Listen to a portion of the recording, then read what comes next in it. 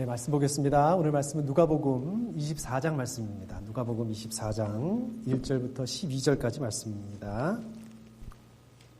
누가복음 24장 1절부터 12절까지 말씀입니다.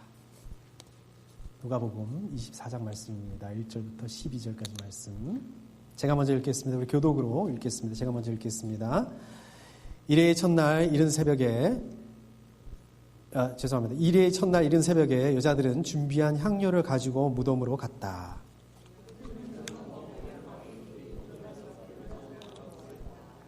그들이 안으로 들어가 보니 주 예수의 시신이 없었다.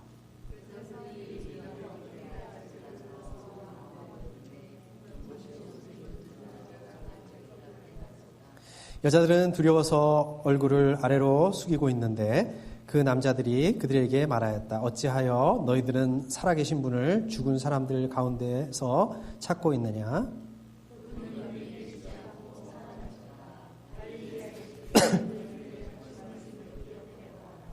인자는 반드시 죄인의 손에 넘어가서 십자가에 처형되고 사흘째 되는 날에 살아나야 한다고 하셨다.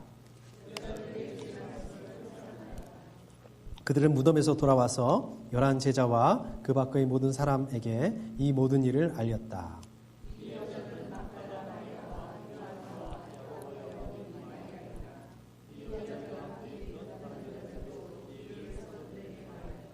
그러나 사도들에게는 이 말이 어처구니 없는 말로 들렸으므로 그들이 여자들의 말을 믿지 않았다.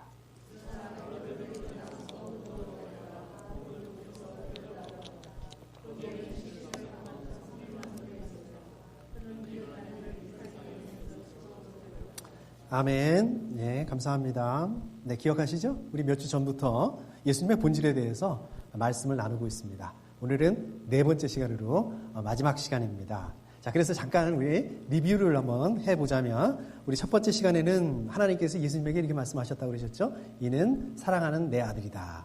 이렇게 말씀하셨지만 반대로 사단은 어떻게 얘기를 했다고요? 예수님의 공생의 시작 시점부터 해서 정말 십자가에서 죽으시기 직전까지 끝까지 너는 하나님의 아들이 아니야. 이 메시지를 계속해서 던졌다고 말씀을 나눴습니다. 자, 이것들을 통해서 예수님은 어떻게 했다고요? 예수님을 디스커리지하고 예수님께서 십자가의 길을 가시는 것을 방해하기 위해서 사단은 이렇게 했다라고 말씀을 나눴습니다. 물론 예수님은 하나님이시죠. 예수님은 하나님이시지만 또 동시에 완전한 사람이었기 때문에 이러한 그 사단의 방해에도 불구하고 예수님께서 이 묵묵히 이 외로운 십자가의 길을 준비하고 또 가시기 위해서는 하나님의 위로와 격려가 필요했다. 이렇게 말씀을 우리 나눴습니다. 두 번째 시간에는요, 예수님께서 나사로의 죽음 앞에서 슬퍼하십니다. 슬퍼하시고 또 눈물을 흘리셨습니다. 근데 예수님께서 흘리셨던 그 눈물의 의미는 그 나사로가 죽었다는 그것 때문에 그 죽음 앞에서 예수님께서 아무것도 저처럼 능력이 없어서 아무것도 할 수 없는 그런 상황이었기 때문에 그게 억울하고 그게 힘들어서 이것 때문에 그랬던 것이 아니라 우리 사람들의 죄 때문에 우리 사람들이 지은 죄 때문에 또 이 사단이 그것을 이용해서 우리 사람들 가운데 이 던진 이 죽음이라는 이 올가미, 이 올무 이것들에 빠져가지고 꼼짝 못하고 이 나사로의 죽음 앞에서 슬퍼할 수밖에 없고 아무것도 할 수 없는 이러한 그 사람들을 보시면서 또 이렇게 울 수밖에 없는 이 사람들을 보시면서 예수님께서 또 여기에 대한 그 긍휼 때문이었다. 그것 때문에 눈물을 흘리셨다. 그리고 거기에서 머무르는 것이 아니라 그거에 대한 그 근본적인 대책을 주셨는데 그게 바로 십자가에서 죽으시고 부활하셨다. 이 십자가의 죽으심과 부활은 이런 의미다. 이 부분에 대해서 말씀을 나눴습니다. 자, 세 번째 시간은 바로 지난 시간이었죠. 우리 지난 시간에 나눴던 말씀이죠. 이 딸이 악한 귀신한테 들린 그런 그 이방 여인이 있었습니다. 그런데 이 여인이 그 딸 때문에 아주 그 간절함을 가지게 됐고 아주 그 절박한 마음을 가지고 예수님에게 나오게 됐죠. 그런데 예수님께서 결과적으로 이 여인의 그 기도 제목을 들어주시고 응답하셨을 뿐만 아니라 이 이방 여인의 그 간절함 때문에, 이 이방 여인의 그 절박함 때문에 예수님께서는 그 이후에 자기의 그 사역 방향을 바꾸셨다. 그리고 결국 이것들을 통해서 예수님께서 십자가의 길을 이제 본격적으로 준비하시는 그런 그 기폭제가 되었다. 이 여인의 그 절박함이 그랬다. 이 여인의 절박함을 예수님께서 그렇게 사용하셨다. 이 말씀을 가지고 저희가 지난주 말씀을 나눴습니다. 이제 오늘 말씀을 보시게 되면, 오늘 말씀은 이제 예수님께서 고난받으시고 십자가에서 죽으시고 부활한 다음에 일어난 사건을 대한 그 말씀입니다. 이 말씀은 우리 주로 언제 많이 말씀을 보시게 되나요? 주로 그렇죠. 부활절에 아주 단골로 나누는 말씀입니다. 저도 이 말씀을 준비하다가 이게 부활절도 아닌데 예수님의 부활에 대해서 왜 이거를 나눠야 되나 이제 이렇게 고민을 했었습니다. 그런데 오늘 마지막 시간이라고 그랬잖아요. 우리 예수님의 본질이라는 주제를 이제 마무리하는 그 과정에 마지막 시간으로 우리가 예수님의 이 부활에 대한 그 말씀을 가지고 나누는 것도 참 좋을 것 같다라는 그 생각을 하게 되었고, 오늘 말씀을 또 준비하고 나누게 되었습니다. 역시 오늘 말씀을 통해서 예수님은 누구신가? 예수님은 어떤 분이신가?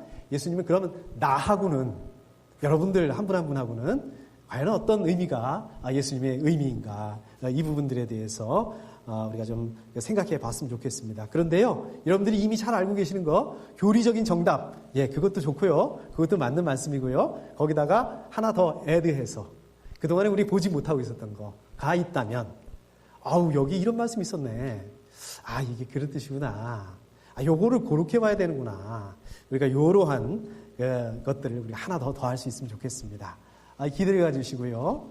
또 오늘 말씀을 같이 볼 수 있었으면 좋겠습니다. 이거를 붙들고 또 이번 한 주간도 기도하실 수 있는 그러한 시간들이 됐으면 좋겠습니다. 자, 아무튼 이제 오늘 말씀으로 들어와서 보시면 이제 몇 명의 여자들이 나옵니다. 여인들이 나오는데요. 예수님을 따랐던 여인들이죠. 여자들이죠. 몇 명인지 정확하게는 알 수 없는 것 같아요.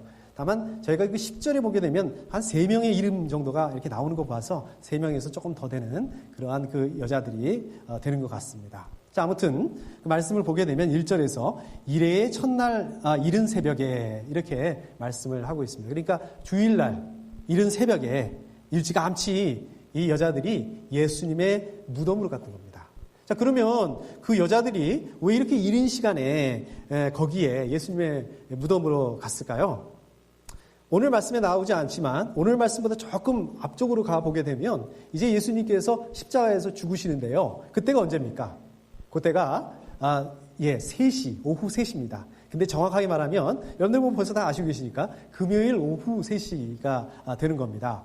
자, 그러니까 이게 제가 금요일 오후 3시라고 그랬는데 이게 사실은 우리식으로 따지는 거거든요. 우리식으로 따진다는 게 뭡니까? 우리는 하루가 어떻게 시작이 됩니까?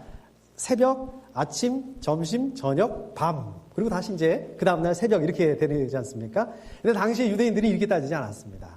당시에 이제 유대인들은요, 해가 지면은 하루가 시작이 되는 거예요. 그러니까 어떻게 돼요? 밤, 그 다음에 새벽, 아침, 점심, 저녁. 그리고 이제 해가 지면 또 다시 새로운 날이 시작이 되는 겁니다.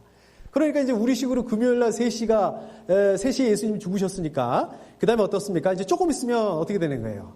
새로운 날이 되는 거죠. 이제 토요일이 되는 거죠. 안식일이 되는 거죠. 그러니까 예수님이 죽으신 다음에 3시부터 해가 지기 전까지 대략 한 3시간, 4시간, 한 요 정도 되는 그 시간 동안에 예수님을 부랴부랴 무덤에다가 장사를 지낼 수밖에 없게 된 겁니다. 자, 그러니까 예수님한테 장사를 지내면서 향료를 처리할 시간이 없었어요.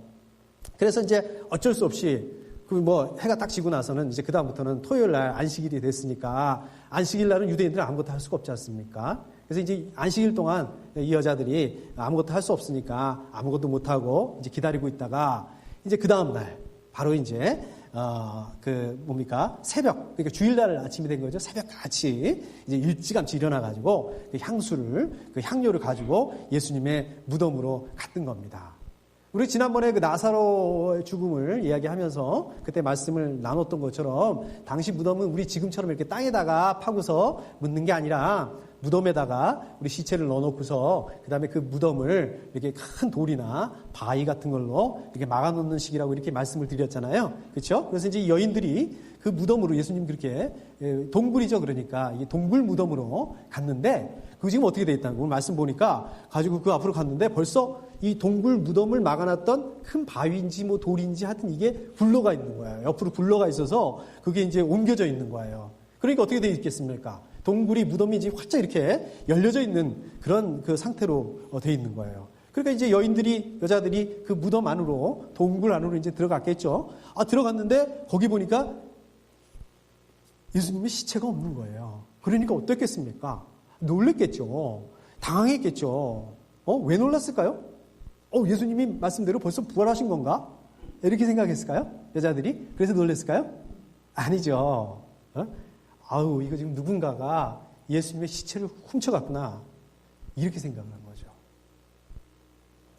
그래서 이제 어떻게 해야 될지 모르겠고 당황해가지고 여자들이 그러고 있는데 4절에 보면 눈부신 옷을 입은 두 남자가 어디서 나타난 거예요.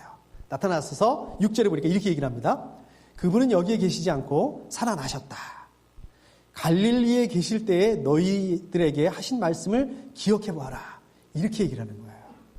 그러니까 이 얘기를 듣고 8절에 여자들은 예수의 말씀을 회상하였다. 이렇게 말씀하고 있습니다. 그러니까 이 남자들의 말을 듣고서 그동안에 까맣게 잊어버리고 있었던 예수님께서 하신 말씀을 이제 기억을 하게 된 거예요. 부활에 대한 얘기. 그래서 어떻게 했습니까? 이 여자들이 제자들한테 달려가죠. 제자들이 달려가서 예수님의 부활의 소식을 전합니다. 그리고 자기들이 그 무덤에서 봤던 거, 또 들었던 얘기들을 이렇게 전하고 있습니다. 그런데요, 제자들의 반응을 보십시오. 11절에 보니까 이렇게 되어 있습니다. 이 말이 어처구니 없는 말로 들렸으므로 그들은 여자들의 말을 믿지 않았다. 그러니까 이게 무슨 말씀이냐면 지금 이 제자들은요, 이 여자들이 하는 말, 이거 말도 안 되는 소리 말을 하고 있다. 이거 믿을 수 없는 말을 하고 있다. 지금 이렇게 여겼다는 거예요. 그나마 이제 베드로는 어떻게 반응을 합니까? 여기 보니까 베드로는요, 혼자 예수님의 무덤으로 달려가요. 달려가서 봅니다. 그리고 어떻게 해요? 여자들처럼 이렇게 그 안으로 들어갔던 게 아니라 무덤 이렇게 바깥에서 무덤을 이렇게 안쪽으로 굽혀서 동굴 안쪽을 이렇게 보게 된 겁니다. 긴가민가한 거죠. 베드로가요. 자, 그런데 정말 여자들의 말처럼 예수님이 시신이 없는 거예요. 자, 보세요. 12절에 보니까 그는 일어난 일을 이상히 여기면서 집으로 돌아갔다. 자, 이 여자들도 그렇고요. 제자들도 그렇고요. 이 베드로도 그렇고요. 지금 보시면은 아니 어떻게 이렇게 다 하나같이 뭐 홀린 것처럼 예수님께서 그 말씀하신 부활에 대한 말씀, 그게 뭐 벌써 몇 년 전에 얘기한 겁니까? 몇 달 전에 얘기한 겁니까? 이 불과 며칠 전에 하신 말씀을 어떻게 이렇게 까맣게 잊어버리고 있을까요? 어떻게 이렇게 하나같이 어처구니 없게 여겼다, 이상하게 여겼다, 이렇게 반응을 했었던 건가요? 이 사람들 이 여자들도 그렇고 제자들도 그렇고 베드로도 그렇고 이거 정말 이게 예수님을 대한 그 믿음이 없었던 게 아닐까요? 이 사람들 예수님 믿었던 게 아니라 예수님에 대한 그 의리 때문에, 정 때문에 뭐 그냥 이렇게 믿는 척 이거 해준 거 아닐까요? 지금 이거 보면 이렇게밖에 우리가 생각할 수 없지 않겠습니까? 자, 그러면 이게 왜 이럴 수밖에 없는가? 우리 당시에 그러면 이 다른 유대인들, 이 당시에 유대인들은요, 이 신학적으로 과연 이 부활에 대해서 어떻게 생각하고 있었는가? 이 부활이라는 것을 믿기는 믿었는가? 이것들을 우리가 한번 봐볼 필요가 있습니다. 우선 제일 쉬운 사람들, 사두개파 사람들은 어떻습니까? 이 사람들은 확실히 부활에 대해서 믿지 않았습니다. 그래서 누가복음 20장 그 후반부에 보게 되면 이 사두개파 사람들이 이 부활을 믿지 않았기 때문에 이거 가지고 예수님하고 논쟁을 하죠. 예수님 논쟁을 합니다. 그런데요, 거기 끝부분에 보시게 되면요, 율법학자들이 이 몇 명이 나서서 예수님 편을 들어요. 자, 그러니까 이 율법학자들도 이 신학적으로 부활을 인정했다는 말입니다. 자, 그 다음에요, 사도행전 23장에 보게 되면 23장 8절입니다. 사도행전 23장 8절에 보게 되면 이 바리새파 사람들 부활에 대해서 인정하는 그 내용들이 나옵니다. 자, 그러니까 이러한 정황들을 봤을 때 사두개파 사람들을 빼고 나면은 대부분의 그 유대인들은요, 당시의 유대인들은요, 이 부활에 대해서 신학적인 동의가 있었다는 거예요. 그 부분에서 이해하고 인정했다는 겁니다. 자, 그러면 더더군다나 이 예수님의 제자들, 이 여인들, 이 사람들은 어떻게 되냐는 거예요. 이 사람들은 예수님의 그 부활에 대해서 당연히 믿어야 될 거 아니냐는 거예요. 근데 왜 이렇게 반응했냐는 겁니다. 자, 그렇게 결론적으로 얘기하면, 그냥 결론부터 말씀드리자면, 여자들, 제자들, 유대인들 부활 믿었습니다. 예수님의 부활도 믿었어요. 근데 예수님의 부활이 그 당시에 일어난다는 게 아니라 세상의 종말에, 이제 세상이 끝날 때, 세상이 마지막 때에 그때 있을 것이다. 그때 예수님 부활하실 거다. 이렇게 믿었다는 거죠. 그러니까 믿었던 거예요. 이 여자들하고 제자들이 안 믿었던 게 아니에요. 예수님의 부활을 믿었어요. 믿긴 믿었는데 지금이 아니라 나중에 세상의 종말에 그때 부활이 있을 것이다. 결국 뭡니까? 이 사람들은요, 예수님의 부활이라는 것을 자기들 생각, 자기들이 알고 있는 그 생각의 프레임 속에서 예수님의 부활을 자기식으로 이해를 했던 거예요. 자기식으로 믿었던 겁니다. 자, 이 사람들이 예수님을, 그 말씀을 기억하고 있었을 거예요. 며칠 전이니까. 그럼에도 불구하고 자기들이 듣고 싶은 대로, 듣고 싶은 것만 듣고 싶은 대로, 이해하고 싶은 대로 이해했던 겁니다. 그 프레임 안에 있지 않은 것들이요, 프레임 바깥에 있는 것들에 대해서는 걸러내고 그렇게 이해를 했다는 겁니다. 지금. 자, 그럼 이 사람들이 나빠서 그런 걸까요? 아니에요. 우리 21절에 보면 엠마오로 가는 제자들이 그 얘기가 나옵니다. 어떻습니까? 엠마오로 가는 두 제자가 있었는데 예수님께서 그 두 제자들, 그 제자들 앞에, 눈앞에서 나타나요. 그래서 말씀을 같이 나눠요. 그런데 바로 눈앞에서 보면서 어떻습니까? 이 두 제자는 예수님을 알아보지 못합니다. 왜요? 이 사람들도 그러한 프레임 속에 있었기 때문에 상상을 못한 거죠. 또 24절에 보게 되면 이렇게 말씀하고 있습니다. 그래서 우리와 함께 있던 몇 사람이 무덤으로 가서 보니 그 여자들이 말한 대로였고 그분은 보지 못하였습니다. 자, 이러죠? 그러니까 자기들이 아무리 그 눈과 귀로 예수님의 부활을 확인했는데도 믿을 수가 없었던 겁니다. 근데 이게 얼마나 견고한지 아세요? 이 프레임이라는 게 얼마나 단단한지 아세요? 지금 그 사도행전 1장 6절이요. 제가 한번 읽어보겠습니다. 사도행전 1장 6절을 보면 사도들이 한 자리에 모였을 때에 예수께 여쭈었다. 주님께서 이스라엘에게 나라를 되찾아 주실 때가 바로 지금입니까? 지금 이게 무슨 말씀입니까? 지금 예수님께서 부활하신 다음에 이제 승천하시기 직전에 제자들 앞에 계신 거죠. 그죠? 그 다음에 거기에 제자들이 지금 예수님 앞에 같이 모여 있던 거예요. 그런데 지금 그 자리에서 하는 말이에요. 근데 그 자리에서 한다는 말이 뭡니까? 지금 이스라엘의 정치적인 회복이 지금 일어날 때가 지금이냐? 이렇게 물어보고 있는 거예요. 왜?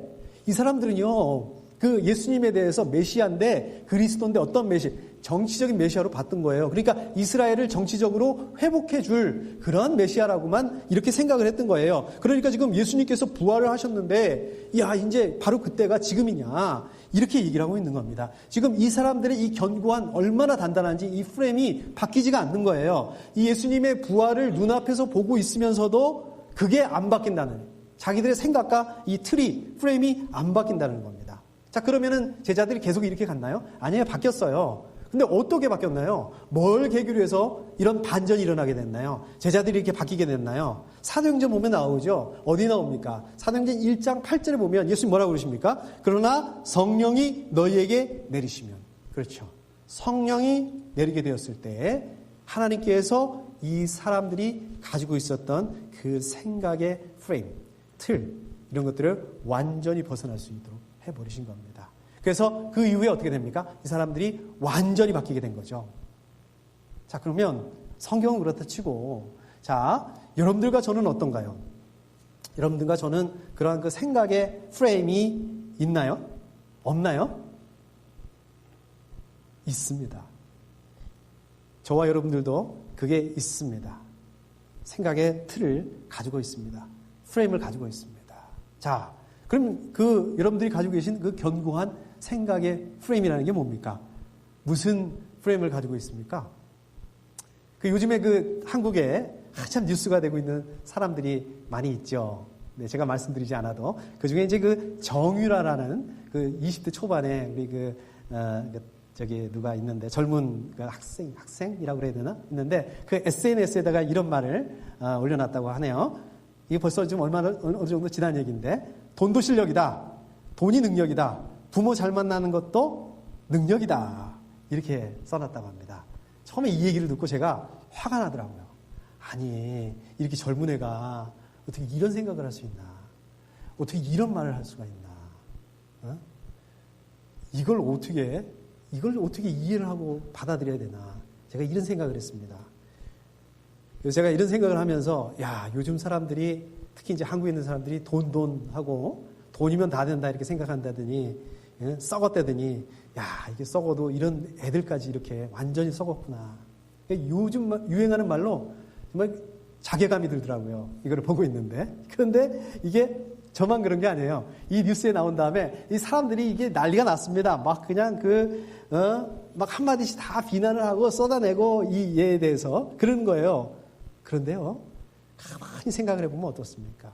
이 비난하고, 이거에 대해서 화를 쏟아내는 이 사람들을 보게 되면 사실 그 사람들 또 이 아이처럼, 이 정유라라는 이 친구처럼 이렇게 원색적으로 노골적으로 얘기하지 않아서 그렇지 사실 똑같은 생각을 한다는 거예요. 그걸 말하지 않을 뿐이지 동의한다는 거예요. 이의 말에 대해서. 근데요, 가만히 생각해 보니까 이 더 큰 문제가 있더라고요. 저도 겉으로는 포장을 잘해서 그럴듯하게 얘기를 할 뿐이지, 또 적극적으로 원색적으로 얘처럼 이렇게 얘기를 하지 않을 뿐이지, 사실 저도 이 친구가 얘기하는 이 말에 동의를 한다는 사실입니다. 제가 깜짝 놀랐어요.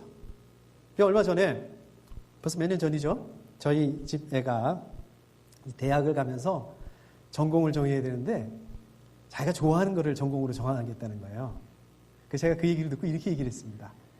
네가 좋아하는 것도 좋지만 네가 잘할 수 있는 걸로 한번 생각을 한번 해봐라. 잘할 수 있는 걸로 한번 해보는 것도 좋다. 제가 이렇게 얘기를 했습니다. 그런데 사실은요, 제가 이렇게 말을 포장을 잘해서 이렇게 얘기를 했는데, 물론 제가 이렇게 말을 할 때 제가 이렇게 깊이 이렇게 생각을 한 건 아닙니다. 그런데 제 말의 이면에는 분명히 이런 부분들이 있었어요. 그거 네가 좋아하는 거 그 돈 안 되는 거잖아. 나중에 졸업해도 잘 취직 안 되는 거잖아. 전공을 정할 때 좀 돈 되는 거, 나중에 취직 잘 되는 거, 좀 그런 걸 해서 취직 잘해서 돈 잘 벌고 나도 좀 네 덕 좀 보자. 사실은 이런 내용들이 좀 포함하고 있는 거 아니냐고요. 사실은요. 제가 한참 전이죠. 제가 이제 20대 초반에 이제 군대 있을 때였습니다. 어느 날 직속 상관은 아닌데 저희 대대에 있는 중사분이 저를 부르시더라고요. 그래서 제가 이제 갔습니다. 갔더니 저보고 수업을 하나 들으라는 거예요. 몇 시간 이렇게 대신 가서 자기 대신에 수업을 들으라는 거예요. 이게 어떻게 되냐 했더니 이분이 이제 직업군인이면서 이제 방송통신대학이죠. 옛날에 방송통신대학을 다녔던 거예요. 방송통신대학이니까 평소에는 학교에 갈 필요가 없어요. 라디오를 듣고 이제 수업을 들으면 되는데 방학 동안이나 막 이럴 때는 이제 지정된 그런 장소에 이렇게 가서 진짜로 이렇게 수업을 들어야 되는 것 같습니다. 이제 그거를 이제 저한테 시켰던 거예요. 저는 사실 마다할 이유가 없죠. 이유가 어떻게 됐든 그게 남 대신에 가서 수업을 듣는 게 잘 됐든 잘못됐든 하여튼 위에서 시키는 일이고, 그다음에 군인이었으니까 그렇게 할 수밖에 없지 않겠습니까? 근데 솔직히 말하자면은 그거보다 더 중요한 거, 일단 부대를 벗어났는데 왜 안 가겠어요? 그래서 하여튼 그 다음날 일찍 이제 갔습니다. 제가 잘 기억나지는 않는데 그게 아마 서울에 있는 동국대학교인가 아마 그랬던 것 같습니다. 거기 갔는데 저는 이제 요즘에는 연세 드신 분들도 또 이렇게 학교 다니신 분들이 많고 그런데 그 당시에는 그런 분들이 많지 않았던 것 같은데, 하여튼 좀 방송통신대학이라서 그런지 좀 특이했습니다. 거기 이렇게 학생으로 와 계신 분들이 별별 분들이 다 있었어요. 연세가 지긋하신 분들도 계셨고요. 제가 기억이 나는데 이 스님도 2분 계셨어요. 이렇게 승복을 입고 같이 이렇게 앉아 계시고, 하여튼 이제 그랬습니다. 왜냐면 지금 생각을 해보면 그게 무슨 수업이었는지 뭔지 이렇게 너무 오래돼가지고 잘 기억이 나지 않아요. 그런데 이제 교수님이 수업의 앞부분에 이렇게 물어보더라고요. 여기 계신 분들 중에 상류층이라고 생각하는 분 한번 손 들어보세요. 이제 이렇게 얘기를 하더라고요. 그 이제 그 학생들이, 거기 있던 대부분 학생들이 손을 안 들었습니다. 저는 어땠을까요? 저는 손을 들었을까요? 안 들었을까요? 저도 안 들었어요. 저도 안 들고 그냥 그러고 있었어요. 근데 그때 그 스님 두 분이 손을 번쩍 드는 거예요. 그러고서 뭐라 그러냐면, 이렇게 얘기를 하더라고요. 상류층, 하류층 이런 거는 자기들은 돈으로 상류층, 하류층, 이렇게 나누는 게 아니라고 생각을 한다. 그래서 자기네는 상류층이라고 생각을 한다. 그렇게 얘기를 하더라고요. 교수님이 맞다는 거예요. 그래서 제가 그 얘기를 가만히 들어보니까, 그거 맞는 말이더라고요. 근데 제가 고등학교 때 사회 시간에 배웠던 그것들을 생각을 해보니까, 그게 맞더라고요. 상류층, 하류층은 그렇게 돈으로 따지는 게 아니다. 이렇게 배웠습니다.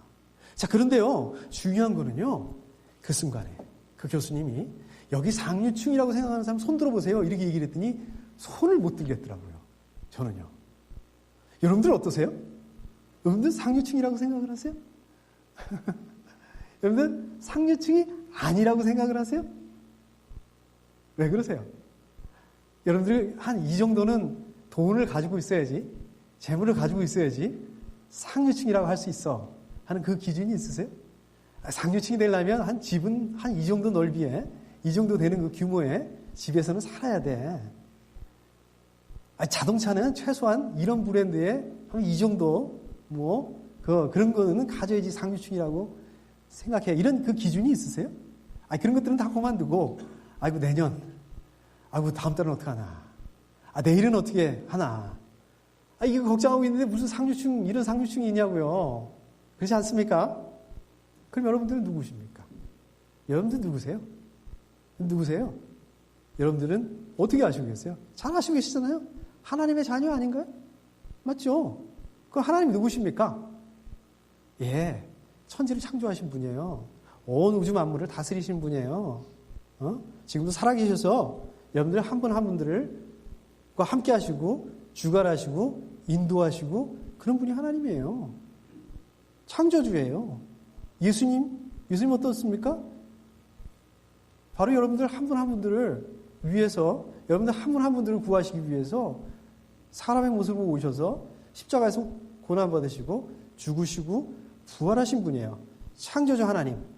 예수님께서 여러분들 한 분 한 분을 위해서 죽으실 정도로 소중히 여기시는 분들이 바로 여러분들이라는 말씀입니다. 자, 이 정도 되면 여러분들 상류층 아니겠습니까? 맞지 않습니까? 맞죠? 상류층. 맞아요. 진짜입니다. 자, 그런데 어떠시냐고요? 여러분들 상류층 한번 손 들어보라고 그러면 손 드실 수 있어요? 쉽게 손 드실 수 있어요? 못 듭니다. 정상이에요. 이게 정상입니다. 그럼 이게 어떻게 된 거냐고요? 이게 뭐냐고요? 이게 프레임입니다. 이게 여러분들과 제가 가지고 있는 프레임이라는 거예요. 프레임 때문에 그렇다는 거예요. 최근에 또 이런 일이 있었답니다. 한국에서 이렇게 수능 시험을 봤는데요. 한국에서 수능 시험을 볼 때, 이렇게 핸드폰을 못 가지고 들어간답니다. 그렇죠? 당연히 그래야 되겠죠? 근데 이제 수능 시험을 보는데, 얼마 전에 수능 시험을 보는데, 시험 도중에 핸드폰이 딱 울린 거예요. 근데 이게 지금 어떻게 된 거냐 했더니, 한 여학생이 있었는데 그 어머니가 이제 그 여학생한테 자기 딸이죠. 도시락을 싸주면서 도시락 가방에다 실수로다가 핸드폰을 엄마 핸드폰을 떨어뜨린 거예요. 그리고 모르는 거예요. 자기가 그 핸드폰을 거기다 자기 딸내미 도시락 가방에다 떨어뜨린 줄 모르는 거예요. 당연히 이 딸도 몰랐죠. 자기 엄마의 핸드폰이 자기 도시락 가방에 있다는 걸 꿈도 못 꾼 채로 시험장에 들어간 거예요. 그래서 시험을 보고 있는데 엄마는 이제 집에서 있다가 갑자기 내 핸드폰이 어디 갔지? 이렇게 생각을 했겠죠. 그래서 여기저기 찾아봤겠죠. 그래서 어떻겠습니까? 우리 어떻습니까? 핸드폰 없으면 찾다가 못 찾으시면 어떻게 하세요? 보통 다른 전화해가지고 제 핸드폰을 전화를 하잖아요. 그래서 어딘지 찾잖아요. 이제 이런 식으로 그 엄마도 다른 전화를 가지고 자기 핸드폰 전화를 한 거예요. 근데 이게 수능 시험 보고 있는 딸내미 그 도시락 가방에서 울린 거예요. 그래가지고 이 학생이 시험 보다가 시험도 마저 못 보고 그게 아마 1교시인가 그랬는데 쫓겨났답니다. 근데 더 안타까운 거는요. 이 학생이 재수생이었대요. 제가 이 뉴스를 듣고 있는데 저는 아무 관계없는 사람이잖아요. 근데 아이고 이 탄식 소리가 저도 모르게 나오더라고요. 제가 이렇게 안타깝고 제가 이렇게 억울하고 이러니 본인이 얼마나 이게 어떡하겠어요. 오죽하겠어요. 원래 이렇게 되면 내년에 시험을 못 본답니다. 또. 그런데 이제 다행히 그래도 불행 중 다행이라고 이 학생의 그 정상이 참작이 돼서 내년도에는 아마 다시 시험을 볼 수 있게 이렇게 아마 해준 것 같아요. 정부에서요. 근데 그다음 날 그날 저녁에 이 학생이 SNS에다가 사과문을 올렸답니다. 자기 때문에 같이 시험을 보는 학생들이 자기가 그 핸드폰이 울리는 바람에 그 다른 학생들이 방해받은 그 학생들한테 미안하다고 사과문을 올렸답니다. 그리고 거기다 그렇게 썼답니다. 자기는 자기 어머니에 대해서 원망하지 않는다. 자기는 또 1년 동안 잘 준비를 해서 내년에 다시 시험을 볼 거고 내년에 다시 도전을 하겠다. 자기한테는 꿈이 있다. 그래서 자기는 걱정하지 않는다. 괜찮다. 이랬답니다. 이야, 기특하지 않으세요? 대견하지 않으세요? 아까 그 부모 잘 만난 딸내미, 네? 돈도 실력이다. 돈이 능력이다. 부모 잘 만난 것도 능력이다. 자, 이 친구하고 지금 이 수능, 도시락, 이 학생하고 한번 비교를 해보세요. 누가 더 맞다고 생각을 하세요? 누구 말에 더 마음이 가세요? 누구 말에 동의하세요? 당연히 저도 그렇고요. 여러분들도 그러실 거고요. 그 수능, 도시락, 그 학생이죠. 그렇죠? 그런데 한번 생각을 한번 해보시자고요. 만약에 여러분들, 저와 여러분들, 우리 아이들한테 이거를 적용을 한번 해보시잔 말입니다. 우리 아이들이 그래요. 그 부모 잘 만났던 그 학생처럼, 현실에 만족하지 말고, 돈과 물질, 이런 것 따라서 살지 말고, 꿈을 가지고, 그러고만 살면 좋겠습니까? 쩔쩔 굶어도 좋으니까, 그냥 이렇게 꿈만 꾸고, 그러면 좋겠어요? 그렇게 살아라, 이렇게 말씀하실 수 있겠어요?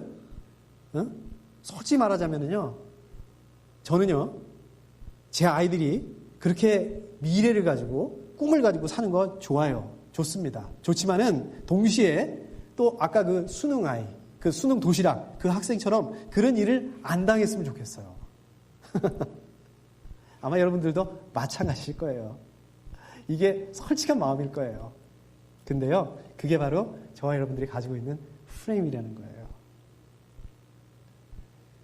여러분들도 그렇고 저도 그렇고 어떻습니까? 예수님의 그 십자가의 죽으심과 부활 믿으시죠?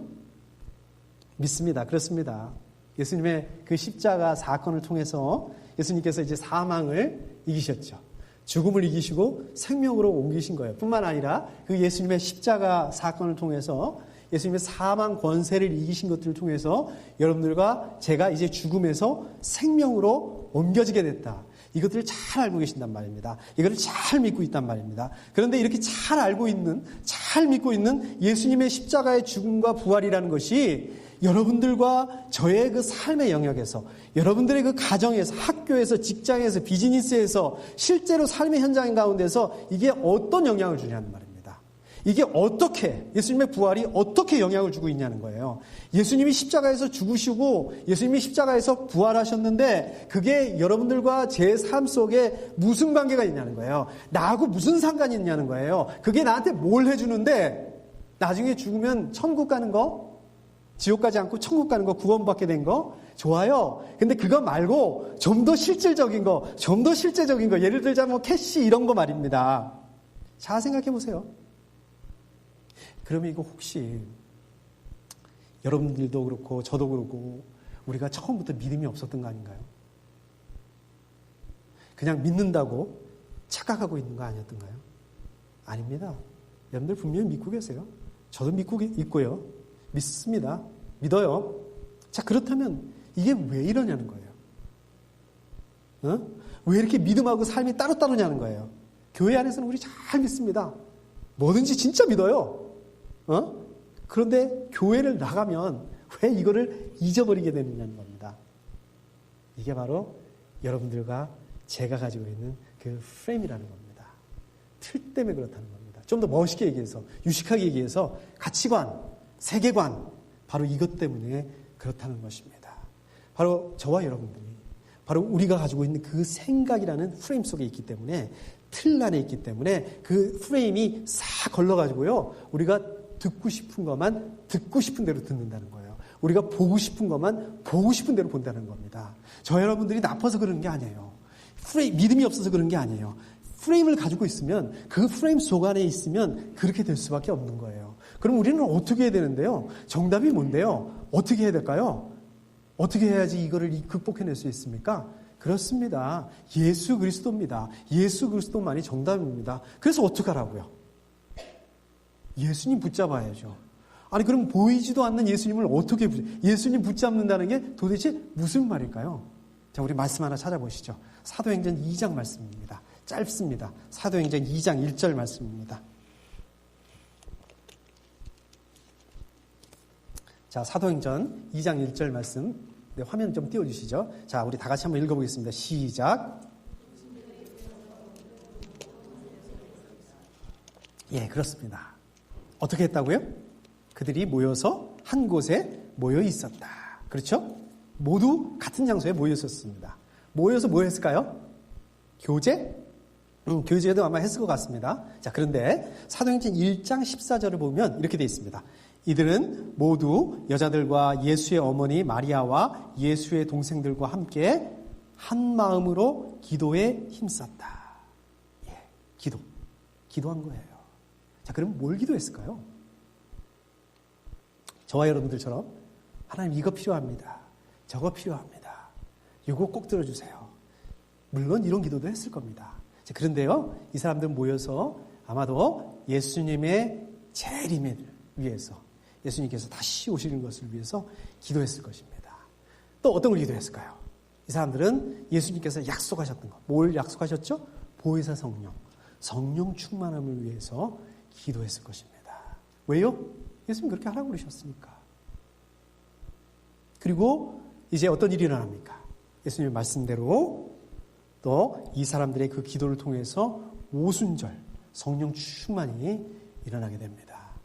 그런데 이렇게 오순절 성령 충만이 있은 다음에 바로 오늘 말씀의 이 여자들, 오늘 말씀의 이 예수님의 제자들, 거기에 모였던 사람들의 프레임이 바뀌게 됩니다.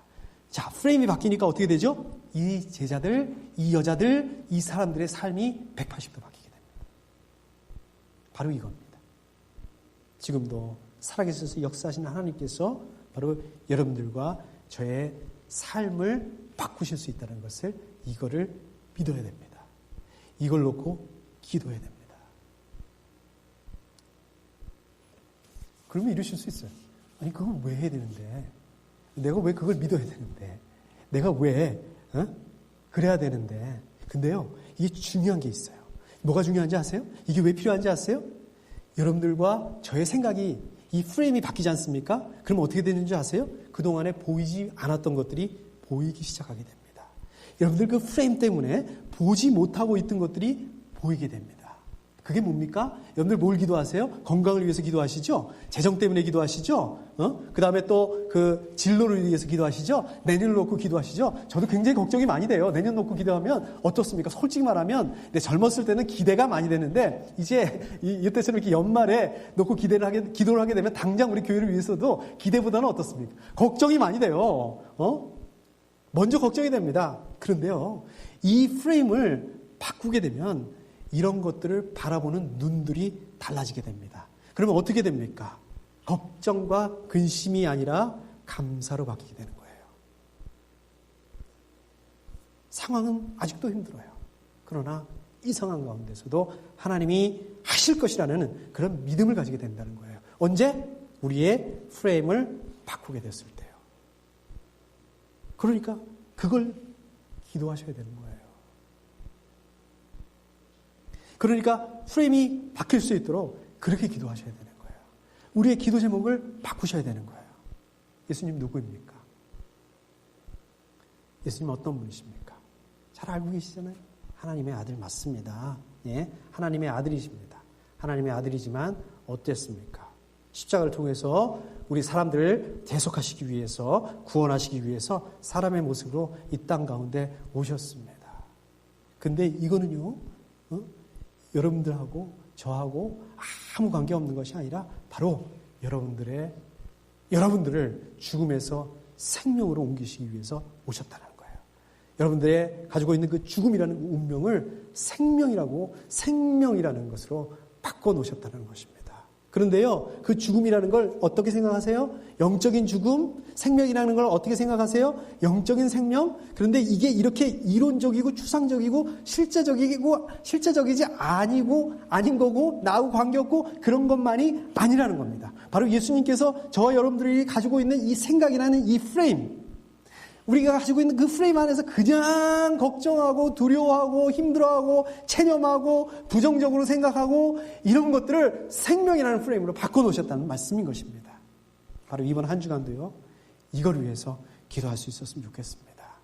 이번 한 주간도요, 걱정만 하지 마시고 두려워만 하지 마시고 바로 예수 그리스도에 의해서 우리의 프레임들이 바뀌어질 수 있도록 이걸 가지고 기도했으면 좋겠습니다. 이 기도 제목들이 여러분들 그 기도 제목들, 모든 기도 제목들 맨 위에 넣고 이것들도 기도하고 여러분들의 기도 제목들도 기도하실 수 있는 우리 귀한 생명의 가족들이 다 되실 수 있도록 축복합니다. 우리 함께 기도하겠습니다.